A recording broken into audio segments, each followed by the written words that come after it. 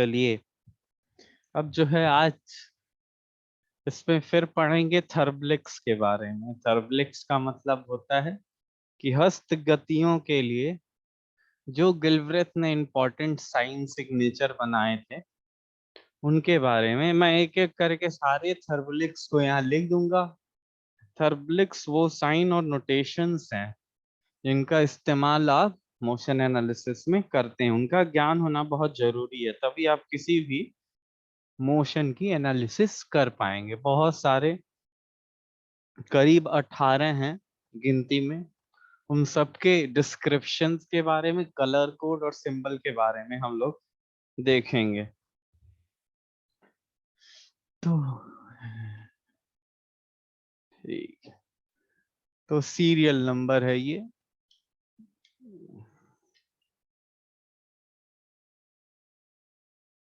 हम्म,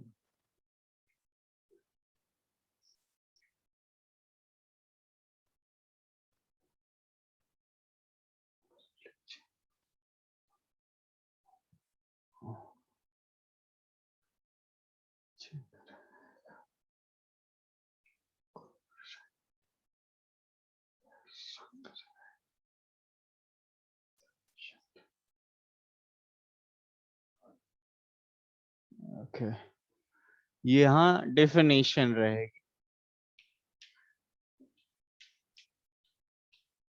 यहाँ परिभाषा रहेगी इस कॉलम में। यहाँ पे थर्बलिक रहेगा। थर्बलिक का मतलब just hand notation, hand movement के जो नोटेशंस हैं उनको यहाँ देखेंगे। कलर कोड, यहाँ पे हम लोग साइन देखेंगे, यहाँ पे कोड देखेंगे, यहाँ पे कलर देखेंगे। ठीक, यहाँ पे थर्बलिक जो है, अब जो पहला है, पहले के साइन को देखते हैं। ये आपके लिए बहुत इंपॉर्टेंट है, इसे याद ही करना पड़ता और कोई काम नहीं है, इससे बच नहीं सकते। पहला जो है असेंबल का है।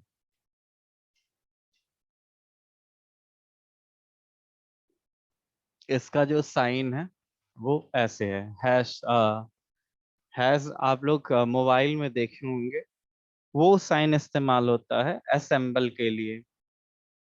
अब इसका जो कोड है वो है ए, कोड है ए, कलर है वॉयलेट।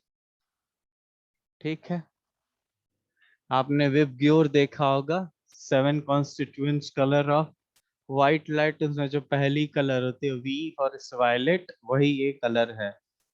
तो असेंबलिंग का कलर वायलेट है। इसका डिस्क्रिप्शन दे मैं लिखूंगा नहीं, इसके डिस्क्रिप्शन को मैं बता देता हूँ, आपको समझ में आ जाएगा। ठीक है, यहाँ पे हिंदी में, इंग्लिश में तो लिखा हुआ है कि आप ज्वाइन करते हैं किन्हीं दो कंपोनेंट्स को। जब किन्हीं दो अलग अलग कंपोनेंट्स को एक साथ ज्वाइन करने के प्रोसेस को असेंबलिंग कहा जाता है। असेंबलिंग में भी टेम्पोरेरी और परमानेंट हो सकता है। तो दो या दो से अधिक भागों को जोड़ने का काम दिखाना हो तो असेंबलिंग, अगर ये साइन दिखा दी गई होगी तो आपको पता चल जाएगा कि ये असेंबलिंग ऑपरेशन हो रहा है। ठीक है, ये असेंबलिंग मोशन हो रहा है। जो मोशन एसोसिएट है वो कैसा है, असेंबलिंग का है। दूसरा देख लीजिए, डी असेंबल।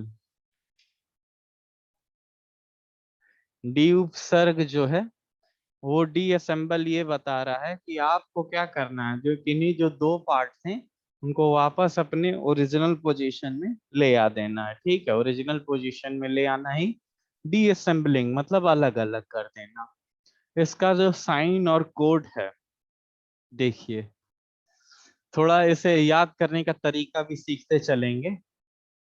हैश बनाने के लिए हमें दो लगाना होता है तो असेंबलिंग हो जाता है। अगर हम एक निकाल दें तो इसे डी असेंबल कहेंगे। ऐसा सोचिए कि इसमें से एक निकाल दिया गया तो डी असेंबल हो जाएगा।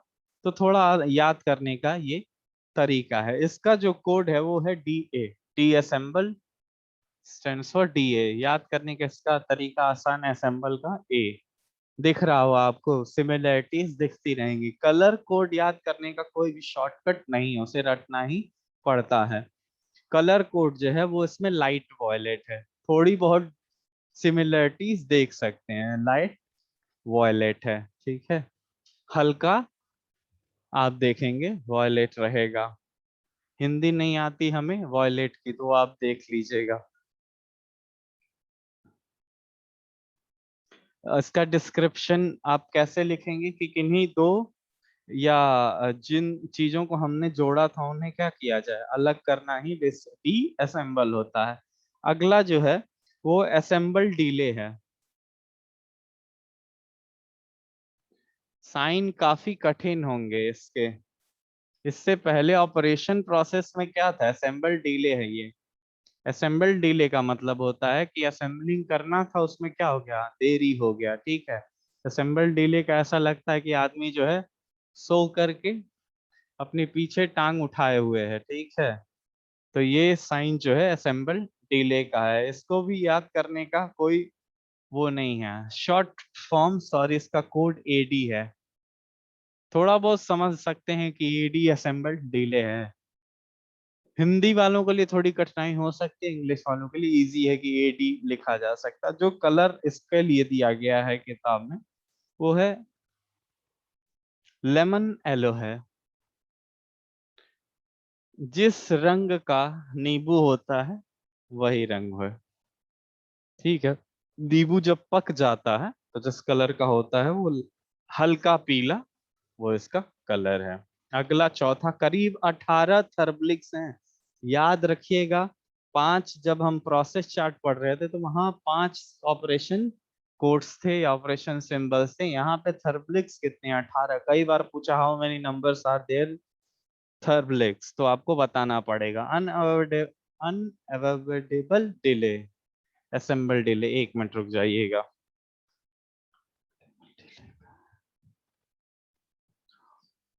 ठीक, ये असेंबल डिले नहीं है, ये अवॉइडेबल डिले है।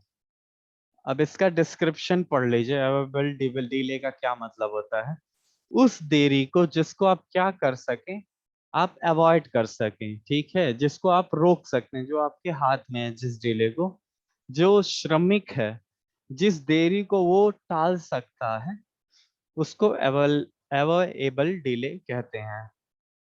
एक अनअवॉइडेबल डिले होता है, ठीक है, जिसको श्रमिक जो है जिसके हाथ में नहीं है उसको टालना, ठीक है। अनअवॉइडेबल डिले, ठीक है। इसका जो यूडी है, इसका साइन, इसका short form you and D, ठीक है, डिले यूडी। इसका जो है एलो है, पीला कलर। लेमन येलो नहीं है, येलो है, ठीक है। जो कोड है वो भी मैं लिख देता हूं। अब देखें, आदमी जो था वो कुछ ऐसा उलट गया, ठीक है, तो वो अनअवेलेबल डिले है का साइन होगा। अगला, अभी तक तो हो गया 4, अभी बचे हैं 14। आपको जो पांचवा है वो छठवां है, दोनों सेम है। पांचवा छठा सेम नेचर के हैं।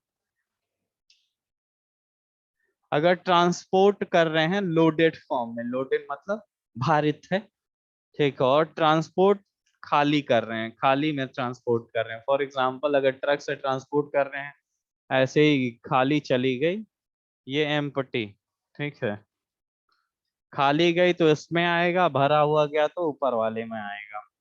इन दोनों का कलर को डेफिनेशन आप लिख सकते हैं आसानी से।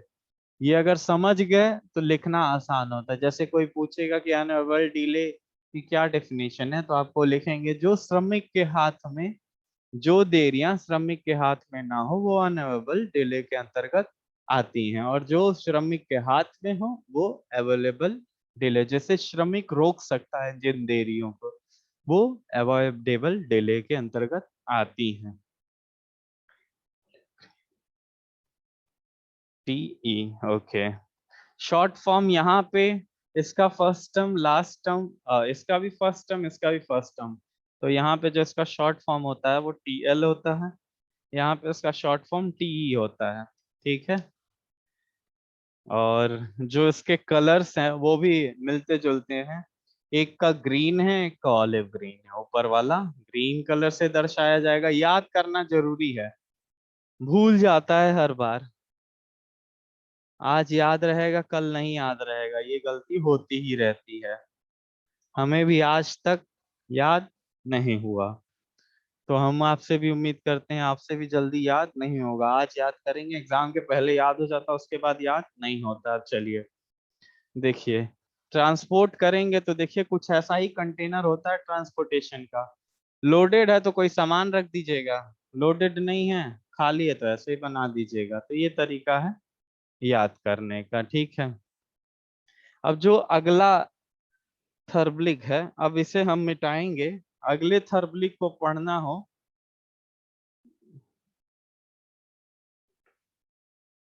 अब फिर हम मिटा दे रहे हैं इनको।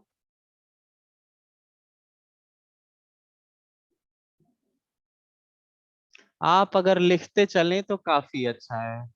जब भी क्लास हो, अगर कोई तुरंत हैंड रिटन नोट्स बनाता है तो उसे अधिक समझ में आता है, बजाय कोई टीचर उसे बाद में अपने हाथों से लिख के दे। पढ़ने का यही तरीका सर्वाधिक उचित है।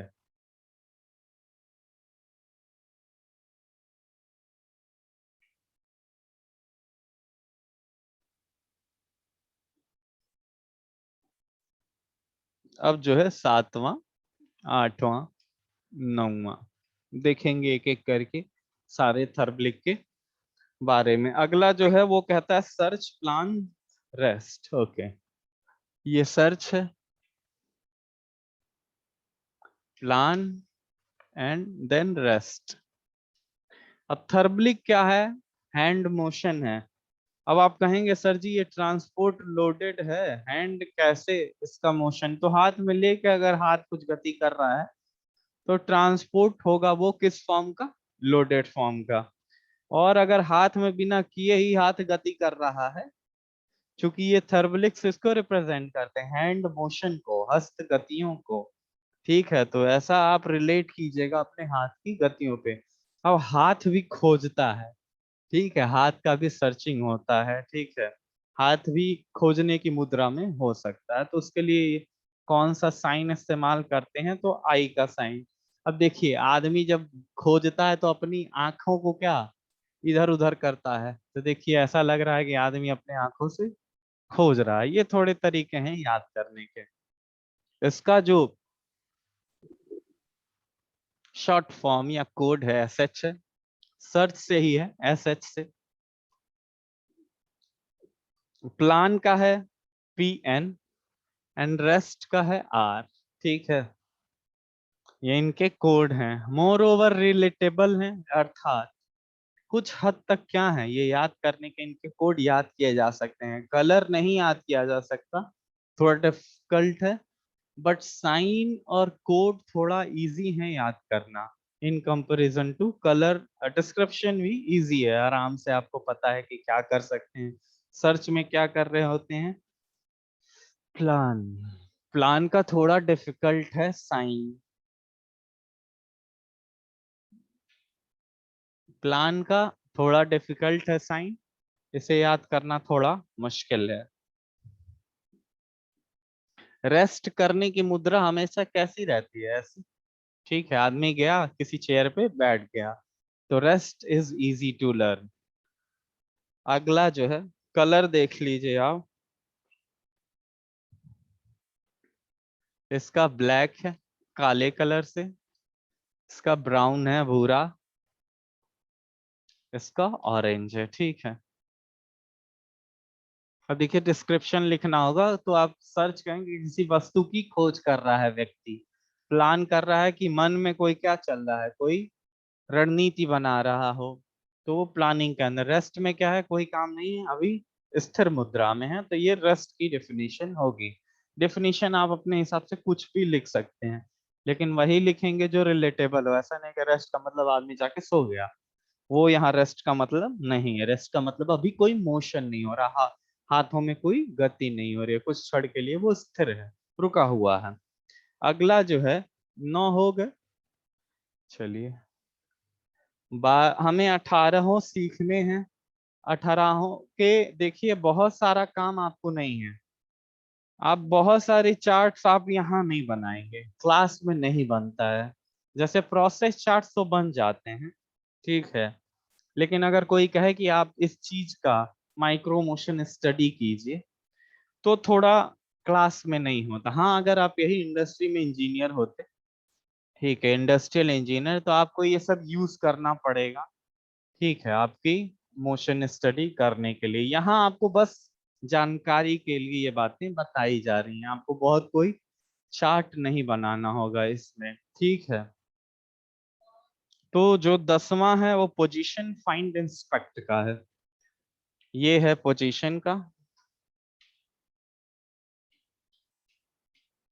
ये है फाइंड।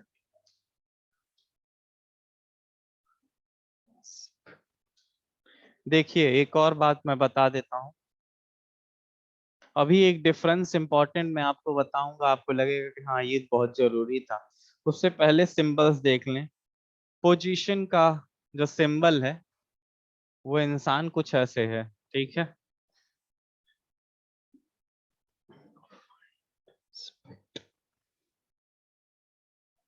फाइंड का सिंबल आंखें जो है वो बीचों बीच में है।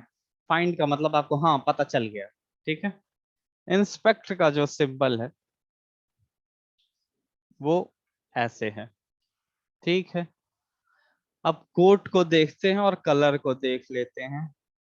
RPF, दिस इज RPF, इसका P, इसका F, position P, find F, उसका फर्स्ट लेटर लिया गया है, इंस्पेक्ट का I,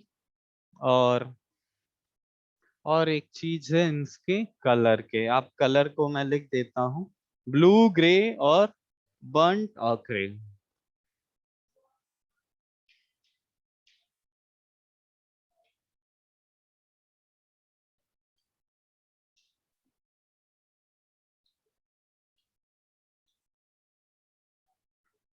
ये रहे आपके पोजीशन फाइंड। इंस्पेक्ट का मतलब होता है निरीक्षण, अगर हाथ कर रहा है, हाथ से निरीक्षण करने का एक उदाहरण मैं बता देता हूँ कि कभी कभी लेंस लेकर के आप कुछ जांच रहे हो, फाइन लाइन जांच रहे हो, सरफेस रफनेस जांच रहे हो, तो वो इंस्पेक्ट की कैटेगरी हो सकती है। तो हैंड का मोशन वो इंस्पेक्शन में है। पोजीशन का मतलब ये है कि आप कभी वेल्डिंग ले रहे हो तो एक पोजीशन में आप क्या कर रहे थे, वेल्डिंग टॉर्च को घुमा रहे होते हैं, तो आपके हैंड का वो मोशन पोजीशनिंग का है। अगला जो है प्रीपोजिशन ग्रैस्प।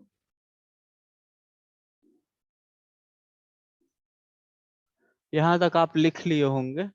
एक और बात आप देख लीजिए, सर्च और फाइंड दोनों में देखिए लगता है कि यहाँ भी कुछ खोज रहे हैं, यहाँ भी कुछ पता कर रहे हैं।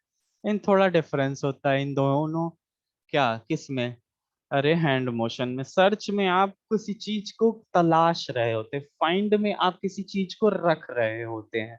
मतलब यह है कि फाइंड करने का अर्थ यह है कि आपको अगर वेल्डिंग रॉड खोजनी है, ठीक है, तो वेल्डिंग रॉड कहाँ पे पड़ी है वो सर्च का हिस्सा होगा।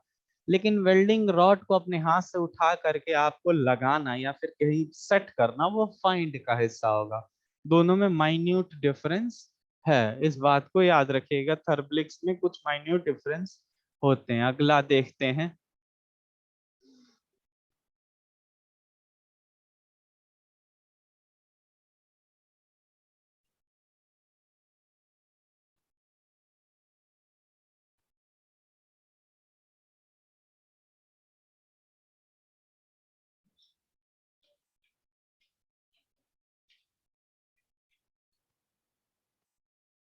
अगला जो 3 है वो है preposition grasp and use.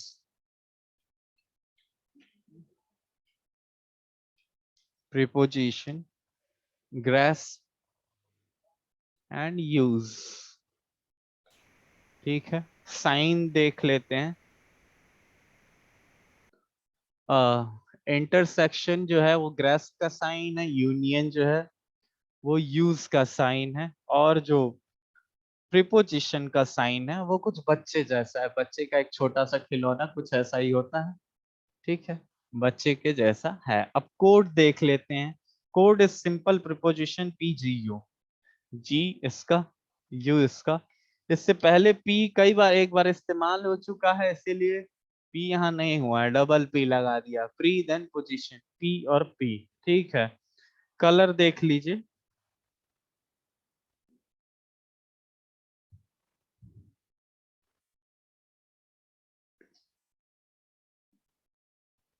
Colour जो है वो इसका पेल ब्लू है। पेल ब्लू का अर्थ होता है पीला ब्लू। थोड़ा सा जब आसमान जो है उसमें थोड़े सूर्य की वजह से जो पीलापन आता है आसमान के नीले कलर में, वो पेल ब्लू होता है। हल्का व्हाइटिश या येलोइश जो ब्लू होता है वो पेल ब्लू है। इसका जो कलर है वो है रेड और पर्पल। इसका रेड है और इसका पर्पल कलर है। ठीक है, ग्रेस्प का मतलब करना होता किसी चीज को होल्ड करना। ठीक है, ग्रेस्प जैसे आपने वेल्डिंग रॉड को क्या किया, ग्रेस्प किया अपने हैंड में, उदाहरणार्थ। यूज का मतलब आपने इस्तेमाल शुरू कर दिया है, तो अगर इस्तेमाल शुरू कर दिया तो उस समय हैंड मोशन इससे दिखाया जाएगा। प्री पोजीशन का मतलब होता है आप किसी चीज को इस्तेमाल करने के लिए उससे पहले उसकी पोजीशनिंग कर रहे हो। फॉर एग्जाम्पल, आप ड्रिल बिट ठीक कर रहे हो, इस्तेमाल करने जा रहे हैं लेकिन वो पोजीशन में नहीं है, तो आपको ड्रिल बिट को क्या करना पड़ेगा, पोजीशन में लाना पड़ेगा, सेंटरिंग कर रहे हो। ठीक है, तो ये सारे ऑपरेशन प्री पोजीशन के अंतर्गत आएंगे। जो लास्ट थ्री थर्बलिक्स बचे हैं,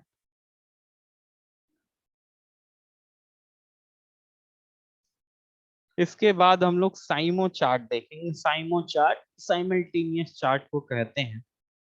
इन तीन थर्बलिक्स के बाद इसी चार्ट के बारे में पढ़ेंगे। याद रहे, इस चैप्टर में कोई चार्ट बनाने को नहीं दे सकता, काफी कठिन होता। कठिन क्यों है? क्योंकि जो थर्बलिक्स है उनको याद करना डिफिकल्ट होता है, तो चार्ट्स इसमें नहीं, लेकिन हाँ प्रोसेस चार्ट जो मेथड स्टडी में आपको चार्ट्स बनाने सिखाएं वहां वाकई में पूछ सकते हैं, क्योंकि वहां सिर्फ 5 ही सिंबल्स होते हैं जिनका इस्तेमाल करना होता है। ठीक है, अगला जो है वो है hold, select, okay, and release load.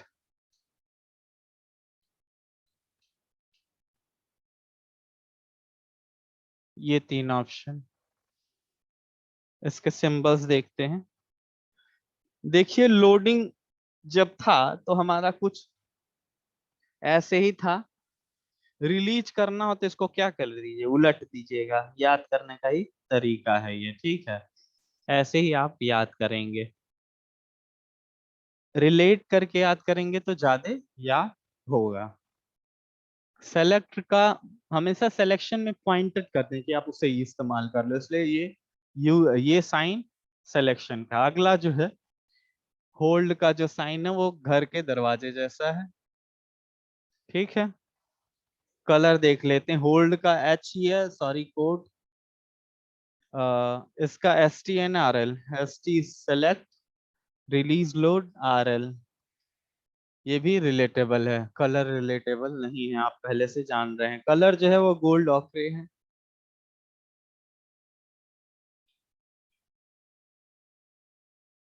इसका कलर जो है light grey and canvas blue. Light grey हल्का ग्रे है। ठीक है, कैनवस ब्लू। पहले जमाने में चप्पल इसी कलर का आता था, कैनवस ब्लू का, खूब गहरे नीले कलर का।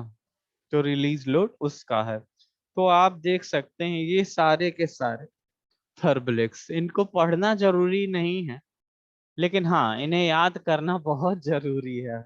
पढ़ने का मतलब ये है कि आपको इससे कोई चार्ट्स नहीं बनाने होते हैं, इनका इस्तेमाल काफी कठिन होता है। तो जो इंडस्ट्रियल इंजीनियर है, किसी इंडस्ट्री में बैठा हुआ, वही इसका इस्तेमाल करता है। आपके सिलेबस में इतना नहीं है। लेकिन प्रोसेस चार्ट जो 5 सिंबल पे बेस्ड है, उनको आपको क्या करना होगा, बनाना सीखना ही होगा। कि आपको ट्रांसपोर्ट में 5 सिंबल इजी होते हैं याद करने के, तो वो कई बार पूछा है। अगला जो चार्ट है वो है साइमो चार्ट। साइमो जो चार्ट है, अब देखिए कोई भी काम, कई बार ऐसा होता है किसी इंडस्ट्री में भी कई सारे काम एक साथ हो रहे होते हैं, एक साथ हो रहे होते तो उनकी गतियों का अध्ययन करने के लिए इस चार्ट का इस्तेमाल होता है। साइमो बेसिकली आया कहाँ से है कि इंग्लिश का एक वर्ड है साइमल्टेनियस, तो साइमल्टेनियस से ही साइमो निकल के आया है। तो जब हम क्या करते हैं कि दोनों हाथों के काम को, अब देखिए यहाँ पे जो थर्बलिक्स इस्तेमाल हो रहे हैं वो हैंड मोशन के लिए इस्तेमाल हो रहे हैं, तो आप ऐसा ना सोचिएगा कि हम यहाँ पे मेथड स्टडी या दो कामों की तुलना करेंगे, यहाँ पे हम दोनों हाथों की तुलना करेंगे। फॉर एग्जांपल राइट हैंड और लेफ्ट हैंड एक साथ काम कर रहे हैं, तो उनके मोशन की स्टडी साइमो चार्ट के थ्रू की जाती है। राइट मतलब आपका दक्षिण हाथ और वाम हाथ दोनों के स्टडीज का, उनके साइमल्टेनियस मोशन का स्टडी करना हो तो हम साइमो चार्ट बनाते हैं। एक बात, मैं आपको दिखा देता हूँ, एक बात और याद रखिएगा, जो ये साइमो चार्ट है कुछ ऐसा दिखता है, दिख रहा है, साइमो चार्ट दिख रहा है, कुछ इसी तरह बनता है। वो जैसे पहले प्रोसेस चार्ट बनते थे वैसे ही, ये जरूर नहीं फॉर्मेट यही हो, फॉर्मेटिंग अलग अलग हो सकती है, लेकिन हाँ ये जरूरी है कि आपको left and right hand chart, left and right hand दोनों के मोशंस को इंगित करना पड़ेगा। एक और बात, साइमो चार्ट जो है वो माइक्रो मोशन स्टडी का हिस्सा है, जो कि अपना अगला टॉपिक होगा। माइक्रो मोशन स्टडी होगा, फिर मेमोश मोशन स्टडी होगा, और उसके बाद अर्गोनॉमिक्स, उसका बाद ये चैप्टर खत्म हो जाता है। ये चैप्टर मुश्किल से दो, आज तो आपने लगभग 3 क्लास में ये पढ़ा, पहले क्लास में तो आपने स्ट्रिंग डायग्राम और लेफ्ट राइट हैंड चार्ट के बारे में ही पढ़ा, पर ये 2 क्लास हो गई तो लगभग 5 से 6 क्लास में ये खत्म हो जाता है। तो आज कल परसों थर्सडे तक ये चैप्टर खत्म हो सकता है। उसके बाद आपको पढ़ना होगा वर्क मेजरमेंट, कार्य मापन का जो चैप्टर है। कार्य मापन के बाद जो चैप्टर्स हैं वो काफी आसान है, जिसमें सेफ्टी है, और सेफ्टी के अलावा और भी सेफ्टी आपका आगे भी पूछेगा। ये स्टोर मैनेजमेंट है, इसमें आप इन्वेंट्री के बारे में पूछेंगे, इसमें 1-2 क्वेश्चन आते हैं इन्वेंट्री से रिलेटेड। इन्वेंट्री जब आप बीटेक में जाएंगे तो वहाँ ऑपरेशन रिसर्च में बहुत बड़ा टॉपिक ही पढ़ेंगे इन्वेंट्री का। और उसके बाद वेजेस एंड इंसेंटिव स्कीम्स भी आपको पढ़ने हैं। ये 3 चैप्टर इजी हैं in comparison to work study, method study, motion analysis and work measure, उनके कंपैरिजन में काफी बड़े चैप्टर्स थे, ये छोटे हैं, इनको पढ़ना आसान है। तो आज के लिए ही इतना ही।